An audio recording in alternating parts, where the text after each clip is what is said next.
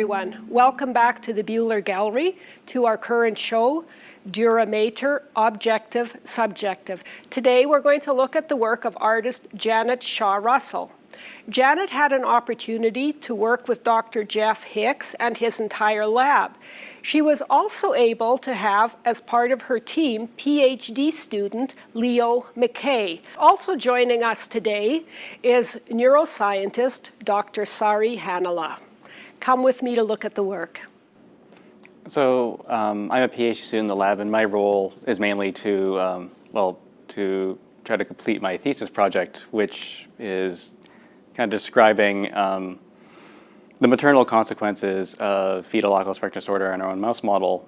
Our mouse model is kind of unique in the sense that we actually don't give our mice any alcohol. We biochemically replicate what's going on in alcohol exposure when the mouse or when the embryos are exposed in utero to ethanol. So, so the role that I had with Janet was that I presented to her kind of the findings of my research so far. My research really focuses on the brain development of what's going on, and so I presented to her those findings I had of exactly how the brain is affected by alcohol and how that kind of reflects on the behavior of the adult organism. And when in utero, when the embryos are exposed to ethanol, the idea that that kind of snowballs into developmentally into affecting the behavior of the adult organism later on. Well, the thing that I found that was really interesting in working with Janet was that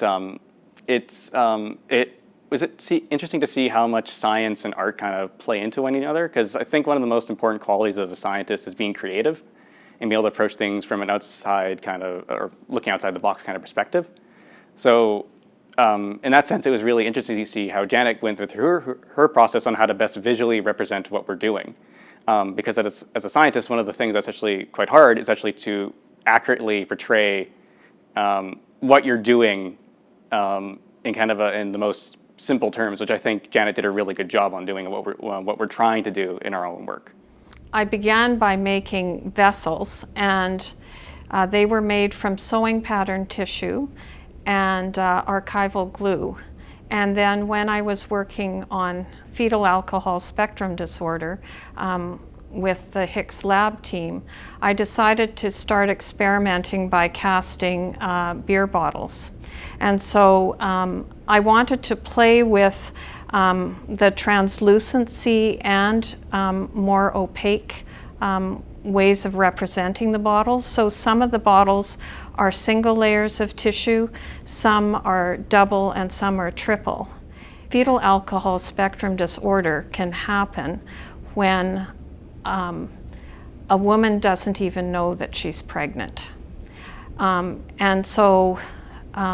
And it can happen when an embryo is just the size of the head of a sewing pin. So this gave me the idea that I wanted to start puncturing the bottles with sewing pins. And you know, what I've done is beautiful on the outside. So I played with, you know, creating patterns that kind of look like the female form. So the bottles actually represent both the idea of alcohol, but also the idea of the body. And so I started to pierce the body with the sewing pins. And some of them I also ruptured. This piece is called Broken Water, and so it references childbirth. And so I ruptured some of the bottles. I made some of them look more perfect, and then I started putting the sewing pins in them. And what I found was that there was this beautiful outside, but then when you look to the inside, you can see these pins sticking in, and it speaks to what happens when an embryo is affected. Yeah, no question about it. Janet, that's one of the first things that I think about when I see this piece. It's the danger that is associated with the consumption of alcohol during pregnancy.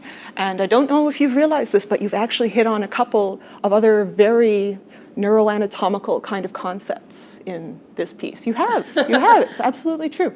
So you mentioned the layers that you used to build these pieces. And in that we can see the layers of the meninges that are surrounding the brain, one of which is the dura mater, which is the name of the show. So we can definitely see that in these constructions that you've made. And the other one is not really a physical structure, but more of a biochemical one, something called the blood-brain barrier. So the brain is what we call immune privileged. There's a lot of things that circulate in our body, chemicals, toxins that just don't reach the brain because there's something called the blood-brain barrier that prevents them from entering. That's what happens with a lot of bacteria and other toxins that you find. But alcohol is an exception. Alcohol goes right through the blood-brain barrier. It's like wind through a screen, like it's not even there. And so that is part of what makes the fetal brain so vulnerable to alcohol. And so when you see how thin and how delicate these vessels are that you've made, that's how thin the line is between a healthy brain and a brain that's been affected by FASD. The line is literally that thin between them. In utero 1 is to represent an embryo that isn't affected by FASD. In utero 2 is to represent what happens to the brain when it is affected by FASD and vitamin A deficiency.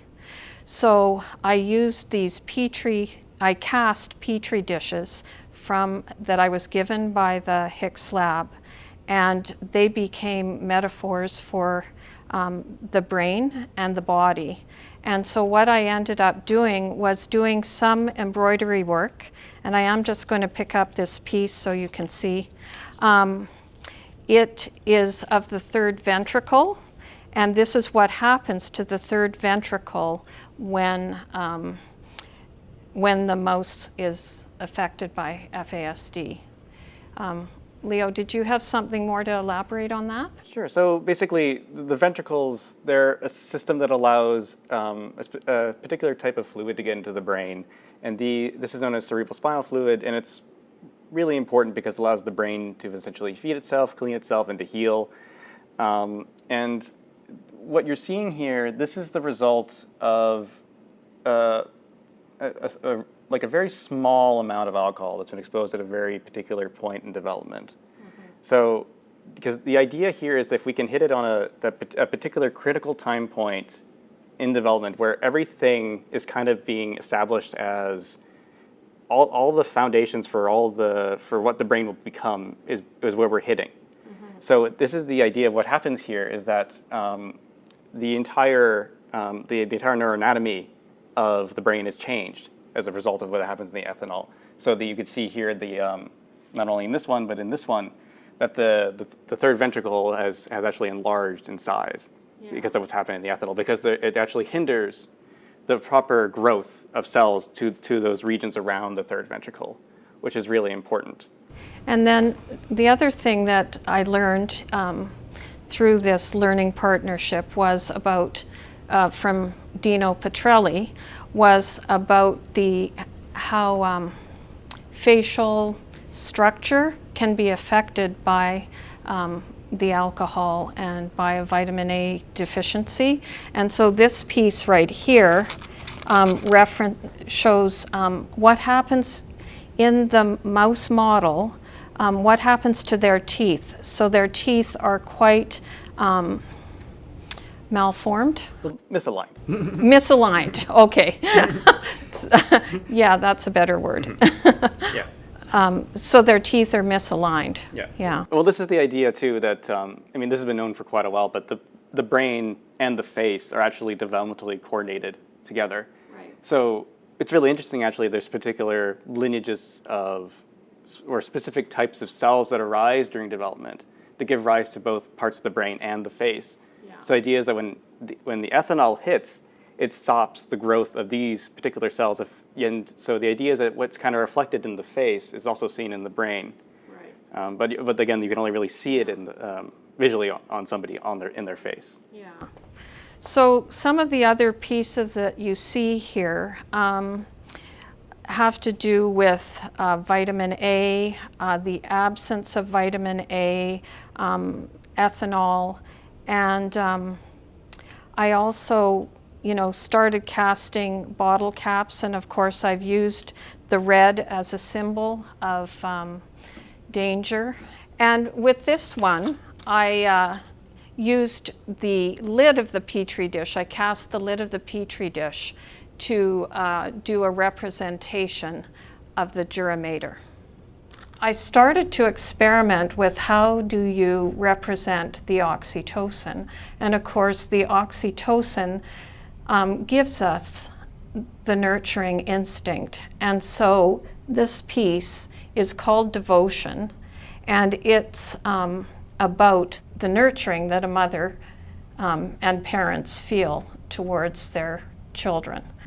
Now you can tell that this piece is a labor of love, Janet, and our work is very often a labor of love as well. There's so many things that we can talk about in this piece. As I've mentioned in other videos, I'm an anatomist, so I can actually tell that this is a female pelvis just from the angle of these two bones right here. These are very wide at the bottom to allow a baby to pass through. They're actually structured that way. And of course, this is a very familiar view of a mouse brain, which many of us see in our work regularly.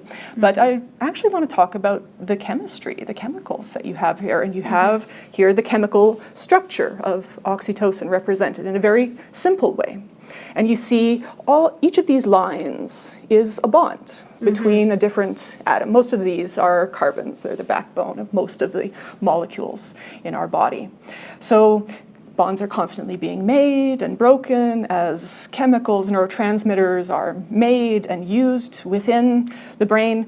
And as you mentioned, oxytocin is critical for bonding, bonding between parent and child, especially mother and child. And once again, in FASD, bonds are made, bonds can be broken. That bonding between mother and child can be disrupted in FASD. And so the structure that we see here is no longer in effect. Thank you so much for joining us today to look at the work of Janet Shaw Russell at the Buhler Gallery in St. Boniface Hospital. And joining us today, we had Leo McKay and Dr. Sari Hannila. Our show, Dura Mater, Objective Subjective, will be on until mid-September. I'm very much looking forward to welcoming you back to the Buhler Gallery in St. Boniface Hospital when COVID restrictions allow us to do so. Until then, thank you.